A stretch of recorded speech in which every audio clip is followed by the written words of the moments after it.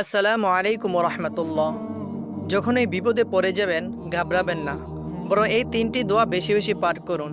ইনশাল্লাহ আল্লাহ রব্বুল আলামিন আপনাকে কঠিন বিপদ থেকে, ভয়ঙ্কর মুসিবত থেকে হেফাজত করবেন। সেই তিনটি দোয়ার মধ্যে নম্বর 1 হচ্ছে, যখন এই বিপদে পড়ে যাবেন বেশি বেশি এই দোয়া পাঠ করুন। হাসবুনাল্লাহ হাসবুনাল্লাহ, আল্লাহ আপনার জন্য যথেষ্ট এবং তিনি উত্তম সাহায্যকারী। সুবহানাল্লাহ সুবহানাল্লাহি ওয়া বিহামদিহি সুবহানাল্লাহিল আযীম। নাম্বার 2 হচ্ছে, যখনই কঠিন বিপদে পড়ে যাবেন সাথে সাথে এই দোয়া বেশি বেশি পাঠ করুন। আমার মালিক, আমি তো বড় অসহায়, আপনি আমাকে সাহায্য করুন। সুবহানাল্লাহ সুবহানাল্লাহি ওয়া বিহামদিহি সুবহানাল্লাহিল আযীম।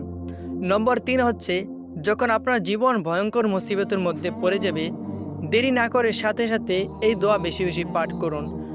আরহামুর রাহিমিন আরহামুর রাহিমিন, হে আমার রব, হে আমার মালিক, আমি দুঃখে কষ্টে আছি, আর আপনি তো সর্বশ্রেষ্ঠ দয়ালু। মালিক রে, আপনি আমাকে দয়া করুন। সুবহানাল্লাহ সুবহানাল্লাহি ওয়া বিহামদিহি সুবহানাল্লাহিল আযীম। কঠিন বিপদের সময় যদি আপনি হাসবুনাল্লাহ এই তিনটি দোয়া বেশি বেশি পাঠ করেন, তাহলে ইনশাল্লাহ আল্লাহ রাব্বুল আলামিন অবশ্যই আপনাকে কঠিন বিপদ থেকে হেফাজত করবেন।